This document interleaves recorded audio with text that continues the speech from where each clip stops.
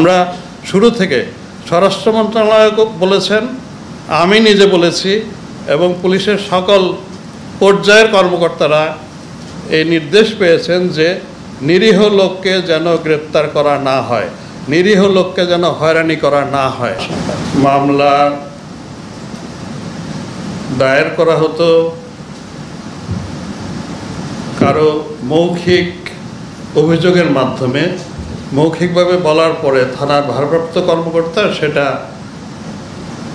অনুলিখন করতেন, করে ওখানে তার সই স্বাক্ষর নিতেন। সেটা লং বিফোর পাকিস্তানি আমলের সময় অথবা তারও আগে।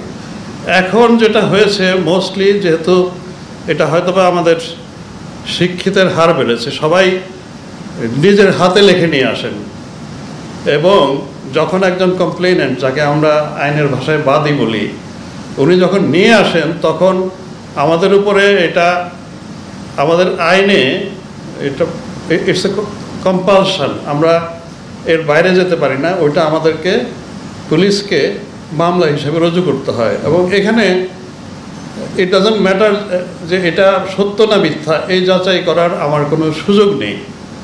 উনি অভিযোগ যেটা দেন সেটা আমাকে এক্স্যাক্টলি ওইটাই মামলা হিসেবে নিয়ে নিতে হয়।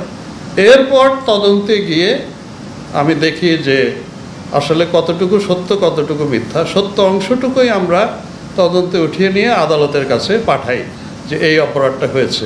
এখন যেটা 5ই আগস্টের পরে দেখা গেছে, আপনি মানে ভেরি রাইটলি সেড, অনেকে ওই অসৎ উদ্দেশ্যে মানুষের কাছ থেকে অর্থ আদায়ের জন্য, হ্যারাস করার জন্য, ভয় দেখানোর জন্য অপরাধটা হয়তো করেছেন 5 জন কি 10 জন, ওখানে আরও 300 লোকের নাম দিয়ে মামলা দায়ের হচ্ছে এবং গতকালও একটা হয়েছে।